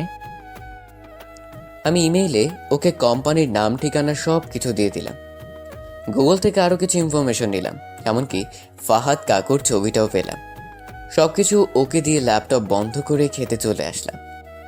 এসে দেখি সবাই বসে গল্প করছে, তাই আমিও গিয়ে বসে গেলাম। সব টেনশন বাদ দিয়ে মজা করতে লাগলাম। হঠাৎ সাথীর দিকে নজর পড়তে দেখি ও কারোর সাথে ফোনে কথা বলছে। হঠাৎ সাথীও আমার দিকে তাকালো। আমি ওর দিকে তাকিয়ে একটা রহস্যময় হাসি দিলাম। ব্যাস, ওর সবকিছু শেষ, মুখটা শুকিয়ে গেল আর কি যেন ভাবতে লাগলো। তারপর আমি আবার ওদের সাথে মজা করতে লাগলাম। তারপর খাওয়া দাওয়া করে একেবারে রুমে আসলাম। ল্যাপটপটা ওপেন করতে দেখি তৌফিক নক করে রেখেছে। হুসাইন, বের করতে কিছুদিন সময় লাগবে। কিরকম? এই 2 সপ্তাহ খানেক। আসলে বুঝেছি তো, এগুলো সময়ের কাজ। আর এদেশে তো ঘুষ নেয় না, আর যারা নেই তারা অনেক সেফলি কাজ করে, তাই কিছু সময় লাগবে। ওকে, কিন্তু যাই করিস একটু তাড়াতাড়ি, আর এই কথাটা যেন কেউ জানতে না পারে। আরে তুই চিন্তা করিস না, এটা জানাজানি হলে আমারই বিপদ হবে। সো তুই নিশ্চিন্তে ঘুমা। ওকে বলে ল্যাপটপ পাশে রেখে ঘুমিয়ে গেলাম। সকালে আম্মুর ডাকে ঘুম ভাঙলো। নাস্তা করে রেডি হতে লাগলাম অফিসে যাওয়ার জন্য। তখনই আম্মু দরজায় নক করলো। কি রে, রেডি হচ্ছিস? কেন? তুই যাওয়ার সময় জান্নাতকে একটু ড্রপ করে দিবি। কেন? জান্নাত কোথায় যাবে আবার? ওর নাকি একটা জরুরি ক্লাস আছে, তাই ওকে আজকে ভার্সিটিতে যেতে হবে। যাও, গিয়ে রেডি থাকতে বলো। ও রেডিই আছে, তুই যাওয়ার সময় ওকে নামিয়ে দিয়ে যাস, তাই হবে। ওকে। রেডি হয়ে নিচে গিয়ে দেখি জান্নাত রেডি হয়ে বসে আছে। ওকে দেখি মাথাটা চক্কর দিয়ে উঠল। তাকে দেখি জান্নাত আজকে অন্য দিনের চেয়ে অনেক সুন্দর হয়ে সেজেছে। চোখে কাজল, মাথা চুলগুলো সুন্দর করে গুছিয়ে রাখা, কপালে টিপটা আরো সুন্দর করে তুলেছে জান্নাতকে। এসব ভাবছিলাম, তখনই জান্নাত চোখের সামনে হালকা করে ওর চুড়ি নাড়া দিল। এতে আমি ভাবনা জগৎ থেকে বাইরে আসলাম। কি হলো, এভাবে আমার দিকে তাকিয়ে আছেন কেন? না, এমনি। চলো, এমনিতে লেট হয়ে যাচ্ছে। চলেন। তারপর দুজনে গাড়িতে এসে বসলাম। তারপর গাড়ি চালাতে লাগলাম আপন গতিতে। শুনলাম আজকে নাকি আপনার ইম্পর্টেন্ট ক্লাস আছে। আচ্ছা, তোমাকে একটা পার্সোনাল প্রশ্ন করি। বলেন। তোমার কি কোনো বিএফ আছে? ভাইয়া, এই দেশে আমরা মাত্র 4 মাস এসেছি, সো এখানে বিএফ থাকা অসম্ভব। তাহলে আজকে কিসের ক্লাস করতে যাচ্ছ? মানে যে মেয়েদের বিএফ থাকে না তাদের তো সাধারণত ইম্পর্টেন্ট ক্লাস থাকে না, তো তোমার আবার কি ক্লাস আছে? ও আসলে আজকে যাওয়ার কারণটা হলো এতদিন যে ক্লাসগুলো মিস করেছি সেইগুলো নোট করতে আনবো, আর সামনে তো এক্সাম, তাই সেটার চার্ট নিতে যাব। বিশ্বাস হচ্ছে না কেন জানি আমার। কেন? মানলাম ক্লাস করতে যাচ্ছেন, তাহলে এত সেজে গুজে কেন? তা একটা মডার্ন মেয়ে হয়ে কপালে টিপ, এটা হজম হচ্ছে না। আসলে একটা মেয়েকে দেখে ভালো লাগলো, তাই আজকে আপুর টিপটা পেয়ে শখ করে একটা লাগিয়ে নিলাম। ও, তা এটা তো বাসাতেও লাগাতে পারতেন, ভার্সিটিতে পড়ে যাচ্ছেন কেন? এমনি দেখি সবাই কি কমেন্ট করে। ও গুড। তা হঠাৎ করে এমন পরিবর্তন করলে মেনে নিতে কষ্ট হয়, সো এসব করার আগে একবার জানাবেন প্লিজ। ওকে, সামনে গিয়ে ডানা রাখেন। ওকে। আপনি কি এটাতে ভর্তি হয়েছেন? কেন? এটাতে আমি স্টাডি করেছি। তাই নাকি? তাহলে তো আমার আর সমস্যা নাই। মানে এখন থেকে কোনো সমস্যা হলে আপনি তো আছেনই। আসেন আমার সাথে বলে আমি ওর সাথে গাড়ি থেকে নামলাম। আপনি কি ভিতরে যাবেন নাকি? কেন, কোনো সমস্যা? না মানে আপনি গিয়ে কি করবেন? আপনার সব সমস্যা শেষ করে দিয়ে আসি। ওকে চলেন। ওর একটা বান্ধবী আসলো হঠাৎ করে। কিরে জান্নাত, তোর বোনের বিয়ে শেষ হলো? হুম। আপনি হুসাইন ভাইয়া না? হুম। আরে ভাইয়া কেমন আছেন? আর আপনি এখানে? একটু কাজ আছে তাই আসতে হলো। ওহ ভাইয়া, আপনার একটু হেল্প লাগবে আমার। কেমন হেল্প? আপনি একটু আপনার বন্ধুদের বলে দিবেন যেন আমাকে ডিস্টার্ব না করে। আচ্ছা আসো। ভাইয়া, আপনাদের পরীক্ষা বর্ষে আমরা এসে ভর্তি হই, তাই হয়তো আমাকে চিনতে পারেননি আপনি। কিছু না বলে সোজা ক্যান্টিনে চলে গেলাম। গিয়ে দেখি আমার সবগুলো ফ্রেন্ডসগুলো বসে আড্ডা দিচ্ছে। ওরা হলো বর্তমানে ভার্সিটির বড় ভাই। যাই হোক, ওরা আমাকে দেখে আমার কাছে আসলো, এসে আমাকে জড়িয়ে ধরলো। জান্নাত অবাক হয়ে আমার দিকে তাকিয়ে আছে। আরে মামা, তুই এতদিন পর হঠাৎ ভার্সিটিতে? তো ওদের মনে পড়লো তাই চলে আসলাম। আচ্ছা, আই বস। মামা, আজকে একটু কাজ আছে তাই তাড়াতাড়ি যেতে হবে। চলে যাবি মানে? আর জান্নাতকে সাথে নিয়ে এসেছিস, কাহিনী কি? আসলে জান্নাত হলো আমার কাজিন, সো সবার সাথে আর যাই করিস ওকে যেন কেউ ডিস্টার্ব না করে। নাফিস আমার মুখের দিকে হা করে তাকিয়ে আছে, মনে হচ্ছে অনেক বড় শখ খেয়েছে। কি হলো, এভাবে তাকিয়ে আছিস কেন? না এমনি। আচ্ছা ভাবি, আপনি যান, কেউ আপনাকে ডিস্টার্ব করবে না।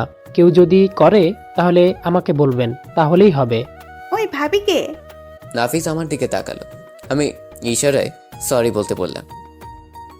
ও সরি, মুখ ফসকে বের হয়ে গেছে। জান্নাত, তুমি যাও, আর সমস্যা হলে আমাকে জানিও। ওকে। জান্নাত ঠাস করে আমার দিকে ঘুরে তাকালো। কিরে মামা, কাহিনীটা কি বলতো? কিসের কাহিনী? এই প্রথম তুই কোনো মেয়ের জন্য সুপারিশ করলি। তুই তো এমন ছিলি না। আরে এমনি, ওর যেন সমস্যা না হয় তাই বললাম আর কি। ও তা তুই জান্নাতকে ভাবি বললি কেন? আরে আমি তো ভাবছিলাম জান্নাতকে হয়তো তুই বিয়ে করবি, না হলে এভাবে কলেজে এসে আমাদেরকে দেখিয়ে বলে যেতিস না যে ওকে ডিস্টার্ব করিস না। একটা ফোন করলেই তো হতো। আরে যাচ্ছিলাম এইখান দিয়ে, ভাবলাম তোদের সাথে দেখা করে যাই। আচ্ছা, জান্নাতকে কি আমাদের ভাবি বানানোর মতলব আছে নাকি? নাফিসের কথাটা ভাবতে লাগলাম।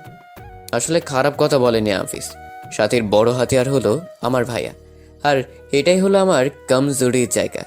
সাথীকে দমাতে হলে ওর একটা কমজোরির জায়গা রাখতে হবে, নাহলে পরেও শক্তিশালী হয়ে যাবে। আর জান্নাত হলো সেই কমজোরিটা। এমনিতেও আমার একটা হাতিয়ার লাগবে, সো জান্নাতকে হাতিয়ার বানাতেই হবে। এসব ভাবছিলাম, তখনই নাফিসের ভাবনার জগৎ থেকে বেরিয়ে আসলাম। কিরে, কি এত ভাবছিস? জান্নাত কি হবে নাকি আমাদের ভাবি? তোর কথাটা ভালো লাগছে, ভেবে দেখবো। ওকে মামা, তাই এখন কি করবি? অফিসে যেতে হবে। ওকে, কিন্তু মাঝে মাঝে আসিস। ওকে, আর বাকিগুলো কই? ওরা আজকে আসবে না, তাই আমাকেই সামলাতে হবে। ওকে তাহলে আরেকদিন আসিস। ওকে বলেই সেখান থেকে চলে আসতে লাগলাম। আসার সময় দেখি জান্নাত আমার দিকেই আসছে, তাই আমিও দাঁড়ালাম। কি হলো, কিছু বলবেন? থ্যাঙ্কস উপকার করার জন্য। ওয়েলকাম। আচ্ছা এখন যাই, না হলে অফিসের জন্য লেট হয়ে যাবে। ওকে, কিন্তু বিকেলে যাওয়ার সময় নিয়ে যাবেন। ওকে আসি বলেই সেখান থেকে চলে আসলাম। সারাদিন অফিস শেষ করে বাসায় আসার সময় জান্নাতকে আনতে গেলাম। গিয়ে ফোন দেওয়ার পর জান্নাত নিচে নেমে আসলো। কোনো কথা না বলে গাড়িতে উঠে বসে গেল। কেমন কাটলো আজকে? ভালোই। আপনাকে নাকের আগায় রাগ লেগে আছে কেন? এমনি। কেউ কিছু বলেছে? না। তাহলে ভাবে রাগ করে আছেন কেন? এমনি। আচ্ছা, রাগটা কি আমার উপর নাকি অন্য কারোর উপর? আপনার উপর। ও, তাহলে তো আর সমস্যা নেই। ওই, আপনি আগে কি কলেজে র্যাগিং এর লিডার ছিলেন? না, কে বলেছে আপনাকে? মিথ্যে বলেন কেন? আপনার ব্যাপারে আজকে সব জেনেছি আমি। কি জেনেছেন? এই ভার্সিটিতে গিয়ে কি কাজ করতেন? কি করতাম? এই মেয়েদের র‍্যাক দিতেন। সব স্যার ম্যাডাম আপনাকে ভয় পেত। যাকে মন চাইতো তাকেই মারতেন। আরো অনেক কিছু। ওই সময় রাজনীতি করতাম, তাই একটু করতাম আর কি। কিন্তু এগুলো আপনাকে কে বলেছে? কে বলেছে সেটা আপনাকে বলতে যাব কেন? আমার এত গুণ গাইলো, তাকে দেখবো না একবার? থাক, দেখতে হবে না। আরে ওই সময়ের কথা বাদ দেন, এখন তো এসব ছেড়ে দিয়ে ভালো হয়ে গেছি, তাই না? তা ঠিক। আপনার কপালের টিপটা কোথায়? ফেলে দিয়েছি। কেন? নষ্ট হয়ে গেছে তাই। ও, তবে টিপার শাড়ি পরলে আপনাকে অসম্ভব সুন্দর লাগে। ও তাই নাকি? তাহলে আজকে রাতে পরে ট্রাই করব। কোনটা বলেন? এটা আপনার ইচ্ছে। ওকে। কথা বলতে বলতে বাসায় চলে আসলাম। তারপর গাড়িটা পার্ক করে ভিতরে আসলাম। এসে দেখি ভাইয়া ওরাও চলে এসেছে, আর দাদু সবাইকে নিয়ে গল্প করছে। কিরে, আজকে এত তাড়াতাড়ি চলে আসলি? মাথাটা ব্যথা করছে তাই চলে আসছি। ও, তা মেডিসিন খেয়েছিলি? আম্মু, তুমি একটু এসে মাথাটা টিপে দিয়ে যাও তো। তুই গিয়ে ফ্রেশ হ, আমি আসতেছি। ওকে বলে উপরে চলে গেলাম। রুমে গিয়ে শাওয়ার নিয়ে এসে খাটে শুয়ে রইলাম। কিছুক্ষণ পর আম্মু এসে মাথাটা টিপে দিয়ে গেল। তারপর হালকা কিছুক্ষণ ঘুমিয়ে নিলাম। হঠাৎ কারো ডাকে ঘুম ভাঙলো। তাকিয়ে দেখি জান্নাত সামনে দাঁড়িয়ে, তাও শাড়ি পরে আর কপালে ছোট্ট একটা টিপ। মনে হচ্ছিল কোন এক পরী আমার সামনে দাঁড়িয়ে আছে আর মুচকে মুচকে হাসছে। ওই, আপনার ঘুম ভাঙছে? কেন? এত কষ্ট করে পড়ছি আর আপনি নাকি এখানে পড়ে ঘুমাচ্ছেন? সরি, মাথাটা একটু ব্যথা করছিল, তাই আর কি একটু ঘুমিয়েছিলাম। এখন কি অবস্থা? ভালোই। আজকে সবাই প্ল্যান করতেছে বাইরে ডিনার করবে। কোনটা বলে? ভালোই। তাহলে আর কি উঠে রেডি হয়ে নেন, না হলে আন্টি এসে ঢাকিয়ে রেডি হতে পাঠাবে। কিছু না বলে একটা মুচকি হাসি দিয়ে উঠে চলে গেলাম ওয়াশরুমে। ফ্রেশ হয়ে এসে দেখি জান্নাত চলে গেছে, তাই রেডি হয়ে ছাদে গিয়ে দাঁড়িয়ে সিগারেট দৌড়িয়ে টানতে লাগলাম। কিছুক্ষণ পর হঠাৎ কেউ পেছন থেকে বলে উঠল, টেনশন কি বেশি হয়ে গেছে? পেছনে ফিরে দেখি সাথী দাঁড়িয়ে আছে। না, প্ল্যান করছি। আমি তো আর আগে থেকে প্ল্যান করিনি, তাই এখন একটু ভাবছি আর কি। লাভ নেই। সেটা সময় না হয় বলবে। ও ভালো কথা, তোমাকে নিচে ডাকতেছে। বাসার সবাই নাকি আজকে বাইরে ডিনার করবে, তাই তোমাকে রেডি হতে বলেছে আম্মা। আমি রেডি হয়ে আছি। ও তাহলে তো ভালোই। আচ্ছা আমি এখন আসি। আমি দাঁড়িয়ে দাঁড়িয়ে আবার সিগারেট টানায় মন দিলাম। সিগারেট শেষ করে রুমে এসে মোবাইলটা নিয়ে নিচে গেলাম। মোটামুটি সবাই রেডি। আমি গিয়ে ভাইয়ের পাশে বসে গেলাম। কি রে, তুই এত তাড়াতাড়ি রেডি হয়ে গেলি? তা হঠাৎ করে এমন অদ্ভুত ডিসিশন নিলা যে? কোন ডিসিশন? এই যে আজকে বাইরে খেতে যাওয়ার প্ল্যান। আরে আজ দাদুর সাথে বাজি লেগেছিলাম আর বাজিতে হেরে গিয়েছি, তাই শর্ত অনুযায়ী সবাই মিলে আজ বাইরে খেতে যাব। কিসের বাজি? আমি বলেছি তোর ভাবির হাতের রান্নার স্বাদ ভালো না, আর দাদু বলেছে।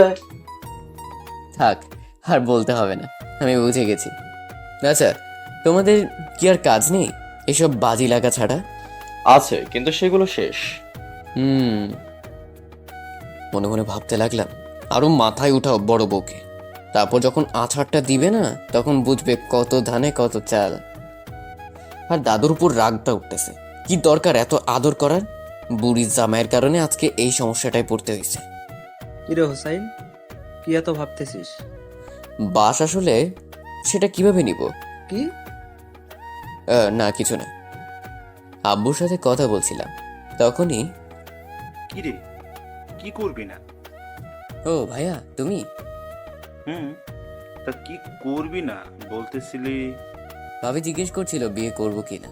আমি বললাম সময় হলে করব না হয়। ও, তা আজকে কি তোর অফিস আছে নাকি? কেন? শুক্রবারও অফিস করা শুরু করলি নাকি? আজকে শুক্রবার। ফ্রেশ হয়ে নিচে আই, সবাই একসাথে নাস্তা করব। তোমরা যাও, আমি আসছি বলে উঠে ফ্রেশ হতে চলে গেলাম।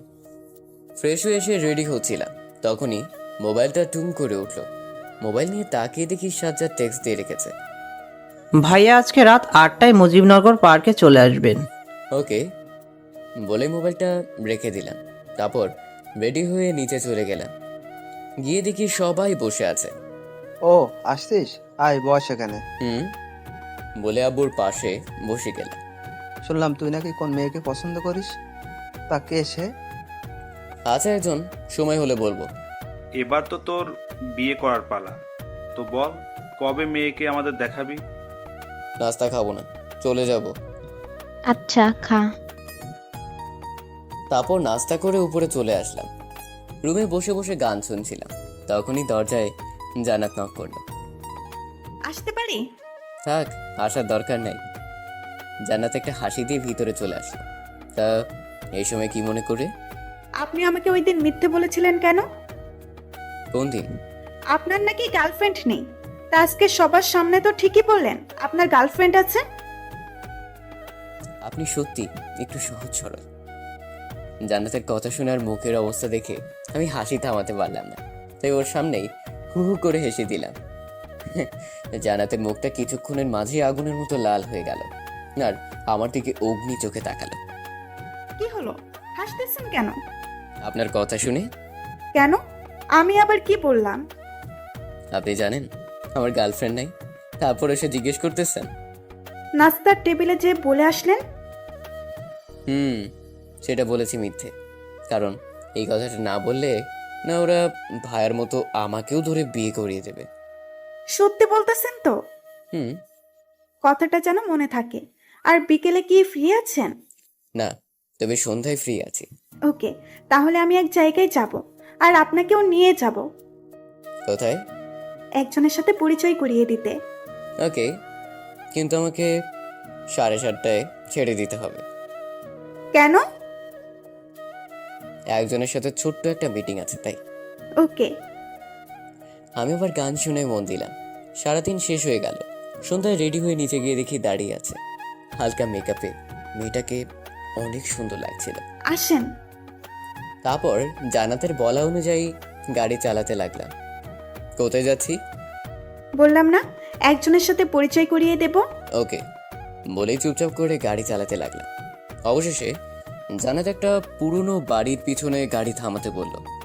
আমি কিছু না বলে চুপচাপ গাড়ি থেকে নেমে দাঁড়িয়ে রইলাম। কিছুক্ষণ পর কয়েকটা ছেলে আসলো। জান্নাত ওদেরকে দেখে এগিয়ে গেল, তাই আমিও ওর পিছনে গেলাম। এই যে, ও হলো নীল, আমার বেস্ট ফ্রেন্ড। আর নীল, ও হলো তোদের দুলাফাই। হাই ভাইয়া। হ্যালো। জান্নাতের কথা শুনে আমি আকাশ থেকে পড়লাম। কি বললো? আমার মাথাটা ঘুরতে লাগলো। নিজের কানকে বিশ্বাস করতে পারছি না, তাও নিজেকে সামনে নিলাম। আচ্ছা শোনো, ওর একটা হেল্প লাগবে, তাই তোমার সাথে দেখা করতে চেয়েছে। হ্যাঁ বলো ভাই, তোমার কি সমস্যা? আসলে ভাইয়া, আমি গ্রামের ছেলে, শহরে পড়তে এসেছি। আমার শহরে কোনো রিলেটিভ নেই, তাই থাকার জন্য ম্যাচটাই আছে। কিন্তু ম্যাচে নাকি জায়গা নেই। আমি আমার বন্ধুদের কাছ থেকে জানতে পেরেছি ম্যাচে জায়গা আছে, কিন্তু বড় ভাইয়া তা আটকে রেখেছে। ভাইয়া, আপনি যদি একটু ওনাদের বলে দিতেন তাহলে আমার থাকার জায়গাটা হয়ে যেত। আমি ওর কথা শুনে আমি জান্নাতের দিকে তাকালাম। জান্নাত ইশারায় অনুরোধ করলো, ওকে তুমি কালকে নাফিজের সাথে দেখা করো, তাহলেই হবে। থ্যাঙ্কস ভাইয়া। ওয়েলকাম। আর আমাকে এখন যেতে হবে, আমি আসি। ওকে ভাই, ভালো থাকবেন। বলেই জান্নাতকে নিয়ে সেখান থেকে চলে আসলাম। গাড়িতে এসে গাড়ি নিয়ে বাসার দিকে ছুটতে লাগলাম। একটা কথাও বললাম না। সরি, আসলে ওর সামনে আপনাকে আমার স্বামী বানানোর কারণে। বানানোর কারণটা কি? আসলে ও আমাকে পছন্দ করে, হয়তো ভালোবাসে, কিন্তু আমি ওকে ওই নজরে কখনো দেখিনি। তাই এই চান্সে সব সমস্যার সমাধান করে দিলাম। এখন থেকে আর আমাকে পছন্দ করবে না। আমিও সব ঝামেলা থেকে বেঁচে গেলাম। ও, একজনের কাছ থেকে বাঁচতে গিয়ে আর একজনকে স্বামী বানিয়ে ফেললেন। ভালো করেছি। এখন আমাকে বাসায় নামিয়ে দিয়ে আপনি কোথায় যাবেন সেখানে যান। ওকে বলে আপন মনে গাড়ি চালাতে লাগলাম। তারপর জান্নাতকে বাসায় নামিয়ে দিয়ে আমি আবার ছুটলাম সেই মুজিবনগর পার্কের কাছে। সেখানে পৌঁছে কিছুক্ষণ বসে থাকার পর হঠাৎ দেখলাম সাজ্জাদ আর নিলয় ভাই আসছে। তারপর তারা আমাকে নিয়ে একটা বাসার ভেতরে চলে গেল। হোসাইন, তোমার ব্যাপারে সব বলেছে সাজ্জাদ আমাকে। ভাই আপনারা শুধু আমাকে ইনফরমেশনগুলো দিবেন, আপনাদের টিমের বদনাম হতে দিব না, আমি ওয়াদা দিলাম। আর ওই মেয়েটাও জানবে না যে আমি ওর সব প্ল্যান জেনে গেছি। খেলাটা নিচে গিয়ে খেলবো। তুমি আমার ছোট ভাইয়ের মতো, তাই তোমাকে সব হেল্প করব আমরা, কিন্তু দেখো এটা যেন কোনোভাবে লিক না হয়ে যায়। এটা আমার দায়িত্ব। আজ থেকে আপনি এটা নিয়ে চিন্তা করবেন না, আর আপনাদের কোনো হেল্প লাগলে বলবেন। আচ্ছা ঠিক আছে, তাহলে এখন উঠি, অনেক কাজ আছে। তারপর আমি বাসায় চলে আসলাম। এসে রুমে গিয়ে ফ্রেশ হয়ে নিলাম। তারপর খাওয়া দাওয়া করে দিলাম একটা ঘুম। এভাবে কেটে গেল কয়েকদিন। একদিন সকালে ঘুম ভেঙে গেল ফোনের চিল্লানিতে। তাকে দেখি সেই প্রাইভেট নাম্বার, মানে সাজ্জাতের কল। তাই তাড়াতাড়ি রিসিভ করলাম। বল কি হয়েছে? তোমাকে মেয়েটার সব ইনফরমেশন পাঠিয়েছি, চেক করে নাও। ল্যাপটপ নিয়ে চেক করে দেখলাম সব কিছু এসেছে। ওকে ওকে, আর দেখো এটা যেন ফাঁস না হয়। ওকে বলেই ফোনটা রেখে দিলাম। তারপর ঘুম থেকে উঠে নিচে গিয়ে নাস্তা করে আসলাম।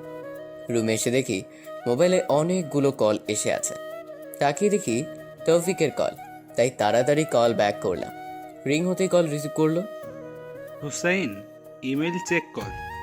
ওকে বলেই কলটা কেটে দিলাম। তারপর ইমেলগুলো দেখতে লাগলাম আর অবাক হয়ে গেলাম। প্রথমে দেখতে লাগলাম তৌফিকের ইমেইলগুলো। ছোট চাচার সব সম্পত্তি তার 2 মেয়ের নামে, আর ওদের কোম্পানির মালিক হলো জান্নাত সরকার। মোটামুটি ভালোই সম্পত্তি আছে ছোট চাচার, তবে সাথী থেকে জান্নাতের নামে সম্পত্তি বেশি। সবগুলো কাগজ বের করে দেখার পর গেলাম সাজ্জাতের ইমেইলগুলোতে। প্রথমে নজর পড়লো ওর কল লিস্টে। তাকে দেখি ভাইয়ের নাম্বারে অনেকগুলো কল দেয়া। তারপরে নাম্বারটা চোখে পড়তেই চমকে গেলাম, কারণ সেই নাম্বারটা হলো আমাদের কোম্পানির ম্যানেজার। তারপর গেলাম সাথীর ইমেইল লিস্টে। গিয়ে আমি আরও চমকে যাই। তাদের কথাবার্তা দেখে আমি বুঝতে পারলাম ওরা দুজনে হয়তো ফ্রেন্ড, আর আমাদের কোম্পানির একটা বড় অ্যামাউন্ট লিখিয়ে নিবে। আরও নিচে যেতে দেখলাম আমাদের কোম্পানির পিছনে 20 একর জমি লিখিয়ে নেওয়ার প্ল্যান করছে, তাও খুব শীঘ্রই। আমি অবাক হয়ে যাই ওর মেসেজগুলো দেখে। তারপর কি করব সেটা নিয়ে ভাবতে লাগলাম। অবশেষে কোনো উপায় না পেয়ে আমি একটা প্ল্যান করলাম। তারপর আমি ফোনটা হাতে নিলাম, নিয়ে কল দিলাম নাফিসকে। কিছুক্ষণ পর ফোনটা রিসিভ করলো। কিরে মামা, এখন কল দিলি? শোন, কিছুদিনের জন্য তোদের সবার কাজ আছে। কি কাজ? তোরা আজ থেকে আমাকে কিছু কাজ করে দিতে হবে। তোদের পুরো মাসের খরচ আমি দিব, এটা নিয়ে চিন্তা করিস না। আরে কি বলিস মামা, বল তোর কি হেল্প লাগবে? শোন, তোরা সবাই আড্ডাখানায় চলে আয়, আমি কিছুক্ষণের ভিতরেই আসছি। বলে ফোনটা কেটে দিলাম। তারপর রেডি হয়ে চলে গেলাম সেখানে। গিয়ে দেখি সবাই এসে গেছে। বল মামা, তোর কি হয়েছে? তোদের সবার কিছু হেল্প লাগবে আমার। কেন করাচ্ছি বা কি কারণ, এগুলো কেউ জানতে চাইবে না। ওকে, কিন্তু তোর যে একটা কিছু হয়েছে সেটা বুঝতে পারতেছি। তোর কি হেল্প লাগবে শুধু বলিস, তাহলেই হবে। ওকে, আরেকটা কথা, এই কথা যেন কেউ না জানে, আর কাজটা একেবারে সিক্রেট। ওকে, তুই চিন্তা করিস না। তারপর ওখান থেকে চলে আসলাম বাসায়। দুপুরে খাওয়া দাওয়া করে ভাবলাম একটু ঘুমিয়ে নিই। খাওয়া দাওয়া করে দিলাম এক ঘুম। বিকালে উঠলাম একেবারে। তাকে দেখি জান্নাত দাঁড়িয়ে হাতে একটা বালিশ নিয়ে। কি হলো? হাতে বালিশ কেন? আপনাকে দিতে এসেছি। কেন? ওই সুতার কাজ শিখেছি, আর তাই আজকে একটা বালিশে আর্ট করেছি, তাই প্রথমটা আপনাকে দিতে এসেছি। দেখি কি আর্ট করেছেন। বালিশটা হাতে নিয়ে নিলাম। তাকে দেখি প্রথমে একটা লাভ আঁকা, তার ভেতরে আমার নামটা সুন্দর করে লেখা। ধন্যবাদ। ধন্যবাদ দিলে হবে না, এত কষ্ট করেছে তার জন্য ট্রিট লাগবে। ওকে, বলে কবে ট্রিট নেবে? একটু পরে বাইরে যাব, আমি তখনই নেব। কিন্তু আমার তো কাজ আছে। আপনি না হয় যাওয়ার সময় টাকা নিয়ে যাবেন। কি? যান, লাগবে না আপনার ট্রিট। আচ্ছা দেখি যাওয়া যায় কিনা। দেখি না, উঠে গিয়ে ফ্রেশ হয়ে নিন, তারপর দুজনে একসাথে বের হব। ওকে, হালকা হাসি দিয়ে বললাম। তারপর উঠে চলে গেলাম ফ্রেশ হতে। ফ্রেশ হয়ে এসে রেডি হয়ে চলে গেলাম নিচে। জান্নাতকে নিয়ে চলে গেলাম একটা রেস্টুরেন্টে। তারপর খাওয়া দাওয়া করে বাসায় চলে আসলাম। রুমে এসে ফ্রেশ হয়ে ফোন দিলাম নাফিসকে। ফোনটা রিসিভ করলো। বল মামা। কাল সকালে একজনকে কিডন্যাপ করতে হবে। তাকে? আমাদের কোম্পানির ম্যানেজারকে। কেন? কালকেই না হয় জানতে পারবে সোনা। এখন শোন কি করতে হবে। কাল সকালে ব্যাস, তারপর ওকে নিয়ে গুদাম খানার পিছনে নিয়ে আটকে রাখবি। তারপর আমি বাকিটা বুঝাবো। তুই চিন্তা করিস না, আমি বাকিটা দেখতেছি। শোন, ও যেন কাউকে কল দিতে না পারে, আর কেউ যেন না দেখে কাজটা করার সময়। ওকে। কথা শেষ হতে না হতেই দেখি তৌফিক নক দিয়েছে। কিরে, কি খবর? ভালো। মামা, তোর তো আরেকটা কাজ আছে। কি কাজ? ফোন দে বলছি। কিছুক্ষণ পর তৌফিক কল দিল। বল এবার কি কাজ? আচ্ছা, আমি যার ইনফরমেশন এনেছি তার সব সম্পত্তি আমার নামে লিখে আনতে চাই। তুই ওনার সব সম্পত্তির একটা উইল বানাতে পারবি? মামা, তোর মাথা ঠিক আছে? কেন, কি হয়েছে? আরে, এটা করতে গেলে হাজারো ঝামেলার মোকাবেলা করতে হবে। আর সব থেকে বড় কথা হলো, ওনার সম্পত্তির আগে থেকেই একটা উইল আছে। সেটা হলো ওরা এক বোন আরেক বোনকে সম্পত্তি দিতে পারবে, বাইরের কোনো লোককে না, এমনকি তার স্বামীকেও না। তাই নাকি? আমার ছোট চাচা তো হেভি ব্রেনি লোক, শালা হিটলার হওয়া যোগ্য। তাই এই চিন্তা বাদ দে। ওকে, তুই একটা কাজ কর, বড় বোনের সব সম্পত্তি ছোট বোনকে লিখে দিয়েছে এমন একটা উইল কর। ওকে, কিন্তু তার জন্য ছোট বোনের একটা সিগনেচার লাগবে। তুই কাগজটা পাঠা, আমি বাকিটা দেখছি। আমি উকিলের সাথে কথা বলে সব জানাচ্ছি। ওকে বলেই ফোনটা রেখে দিলাম। তারপর আব্বুর রুমে গেলাম, আব্বুর চেকবুক নিয়ে নিলাম। তারপর সেটাতে কিছুটা কারসাজি করে বারান্দায় গেলাম, গিয়ে চুপচাপ দাঁড়িয়ে রইলাম। কিরে, কিছু বলবি? আমার কিছু টাকা লাগবে। তো এখানে দাঁড়িয়ে আছিস কেন? যা গিয়ে চেকবুক এনে দে, আমি সাইন করে দিতেছি। ওকে বলেই রুমে যাওয়ার অ্যাক্টিং করে আবার চেকবুক আর আমার প্ল্যান করা কলমটা নিয়ে বারান্দায় আসলাম। তারপর আব্বু টাকার অ্যামাউন্ট দেখে সাইন করে দিল। কিরে, মাত্র 40,000 টাকার জন্য আমার কাছে আসলি কেন? কাল বিকালে সবার পার্টি আছে, আর আমার ক্রেডিট কার্ডের টাকাও শেষ হয়ে এসেছে, আর এখনো স্যালারি পাইনি, তাই বেকারদের মতো তোমার কাছ থেকে টাকা নিতে হলো। ওকে। আমি চেকবুকটা থেকে 2টা চেক পেপার ছিঁড়ে আনলাম। তারপর চেকবুকটা আব্বুর রুমে রেখে আমার কলমটা আমার সাথে নিয়ে রুমে চলে আসলাম। আসলে চেকবুকটায় অনেক বড় খেল খেলে নিয়েছি। আমি যে চেকটায় সাইন করিয়েছি তার নিচেরটায় 15 লাখ টাকার একটা অ্যামাউন্ট ছিল, আর এটার সব সফল হলো আমার কলমের, কারণ এটার পাওয়ার একটাই, উপরের পেজে যা লিখবে তার নিচেরটাও হুবহু উঠে যাবে। তা এখন 2টো চেকই আমার হাতে, আর কাল সকালে শুরু হবে একটা ঝামেলা। এসব শেষ করে ফ্রেশ হয়ে নিচে গিয়ে সবার সাথে হালকা কিছু মুখে দিয়ে রুমে চলে আসলাম। তারপর রুমে শুয়ে শুয়ে ভাবতে ভাবতেই ঘুমিয়ে গেলাম। সকালে ফোনে চিল্লানিতে ঘুম ভাঙলো, তাকে দেখি নাফিস ফোন দিয়েছে, তাই তাড়াতাড়ি উঠে ফোনটা রিসিভ করলাম। কিরে, ঘুম ভাঙছে? তা কাজটা হয়েছে মাম্মা? শালারে গুদামে আটকায় রাখছি, তুই আই, আমি আছি এখানে। ওকে বলে ফোনটা কেটে দিয়ে চলে গেলাম ওয়াশরুমে। সকাল সকাল রেডি হয়ে চলে আসতে দেখে আম্মু ডাক দিল। কিরে, কোথায় যাচ্ছিস? বন্ধুদের সাথে আজকে পার্টি আছে, তাই এখন একটু যেতে হবে। কিন্তু অফিসের ব্যাগ নিয়ে কোথায় যাচ্ছিস? সেখান থেকে অফিসে চলে যাব, আসি এখন, বাই বলেই বাসা থেকে বেরিয়ে চলে আসলাম। তারপর সোজা চলে গেলাম গুদাম ঘরে, গিয়ে দেখি নাফিস বসে আছে। আমাকে দেখে নাফিস আসলো। আচ্ছা, একে এখানে আনার কারণটা কি বলতো? বলতেছি, আগে বল ওই শালা কোথায়? ভিতরে বেঁধে রেখেছি। ওকে আয়, তোকে সব খুলে বলতেছি। নাফিসকে নিয়ে গিয়ে একটা টুলে বসলাম। বল, কাহিনী কি? শুন তাহলে।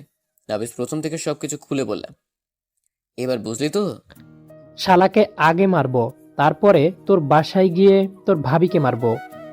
আরে পাগল থাম, ও তো প্রথমত আমার ভাবি, তারপর আমার চাচাতো বোন, আর ওর রাগ করাটা স্বাভাবিক। তাই বলে তোদেরকে এভাবে নিচে নামানোর প্ল্যান করতেছে? আর আমি ওর সব রাগ ভেঙে দিব, তুই দেখিস। ওকে ভাইয়ের একটা লক্ষ্মী বউ বানাবো আমি। ওকে, তুই শুধু বলবি কি করতে হবে, বাকিটা আমি দেখে নিব। চল গেমের প্রথম পর্বটা খেলে যাই, তারপর দুপুরে বাকিটা খেলবো। আচ্ছা আই। আসলে আমাদের ম্যানেজার একজন ইয়াং ছেলে, বয়স আমার সমান বা তার একটু বড়। রুমে ঢুকতে আমার দিকে তাকালো। অনেক মেরেছে হয়তো নাফিস, চোখ মুখ দেখেই বোঝা যাচ্ছে। স্যার দেখেন না, ওরা সবাই মিলে উঠিয়ে এনেছে, আমি কিছুই করিনি। ওরা কে বা কারা আমি তাও জানি না। আমি ওদেরকে বলেছি তোকে উঠিয়ে আনতে। কি? শালা, আমাদের কোম্পানিতে কাজ করিস, আবার আমার বাবার ক্ষতি করতে লেগে আছিস? সাথী তোকে কত দিবে বলে শোক করাচ্ছে? স্যার কে সাথী? আচ্ছা, মনে পড়তেছে না? তাহলে এগুলো দেখ। বলে ওদের কথার কিছু রেকর্ডিং চালু করলাম। ম্যানেজার শুনে বড় সড়ো ধাক্কা খেল, তারপর মাথা নিচু করে বসে গেল। কি হলো, এবার চিনতে পেরেছিস? স্যার প্লিজ, এসবে আমার কোনো দোষ নেই। ম্যাডাম আমাকে টাকার লোভ দেখে হিসাব করতে বলেছে। বুঝলাম, তা কত দিবে বলেছে? বলেছিল 10 লক্ষ টাকা দিবে আর চাকরিতে রাখবে সারা জীবন। ও, তাহলে 15 লক্ষ টাকা তো তোর জন্য অনেক বেশি, তাই না? একটা কাজ কর, তুই এখন ব্যাংকের ম্যানেজারকে ফোন দিয়ে বলবি 15 লক্ষ টাকার চেক পাঠাচ্ছি, সেটার ক্যাশ যেন দিয়ে দেয়। কেন স্যার? তুই আজ থেকে আমাদের হয়ে কাজ করবি, আর এই টাকাটা তোর অ্যাডভান্স। কথাটা শুনে ছেলেটার মুখটা ঝলমল করে উঠল, কিন্তু ও জানে না আমি কি ভাবছি। ওকে স্যার, আপনি যা বলবেন তাই করব। আপাতত ফোন করে ব্যাংকে ফোন করে বল টাকাটা দিয়ে দিতে। কিন্তু স্যার এটার জন্য তো চেক লাগবে। চেক আছে আমার কাছে, তুই শুধু ফোন করে বললেই হবে। আমার ফোন তো ওরা নিয়ে গেছে। নাফিজার ফোনটা এনে আমার হাতে দিল। নে, এবার ফোন কর। হাত তো বাঁধা। সমস্যা নেই, আমি কল দিচ্ছি, তুই শুধু কথা বল। তারপর ব্যাংক ম্যানেজারকে কল দিয়ে ফোনটা ওর কানে ধরলাম। ফোন রিসিভ করার পর ছেলেটা বলল লোক গেলে টাকাটা দিয়ে দিতে। তারপর আমি ফোনটা কেটে দিলাম। তারপর নাফিসকে নিয়ে বাহিরে চলে আসলাম। পিছন থেকে ছেলেটা ডাকছিল আর বলছিল, স্যার আমি তো এখন আপনাদের দলে, আমাকে ছেড়ে দিন এবার। কিছু না বলেই বাহিরে চলে আসলাম আমরা। ছেলেটাকে কি ছেড়ে দিব? তুই কি পাগল? আরে ওকে দিয়ে তো আমাদের সব প্ল্যান করতে হবে। ওকে ছাড়লে সবকিছু শেষ হয়ে যাবে। এখন তুই শুধু ওকে দেখে রাখবি আর মোবাইলটা বন্ধ করে রাখবি। আর এই নে চেকটা। চেক দিয়ে আমি কি করব? চেকটা নিয়ে টাকা তুলে নিয়ে আসবি, আর এমন লোককে পাঠাবি যেন ওদেরকে কেউ না চিনে, আর মুখ যেন সহজে কেউ দেখতে না পায়। ওকে, তুই চিন্তা করিস না। শোন, আমি এখন অফিসে চলে যাই, দুপুরে এসে আর একটা খেল খেলবো। ওকে। আর ওর দিকে কড়া নজর রাখিস, আর মারিস না, আর পালাতে যেন না পারে ওইদিকে খেয়াল রাখিস। বলেই চলে গেলাম অফিসে। অফিসে গিয়ে কাজ করছিলাম, তখনই মোবাইলে কল আসলো। তাকে দেখে জান্নাত কল দিয়েছে, তাই ফোনটা রিসিভ করলাম। আপনি কোথায়? অফিসে। কেন? সারা সকাল আপনাকে কোথাও খুঁজে পাইনি, তাই ফোন দিলাম।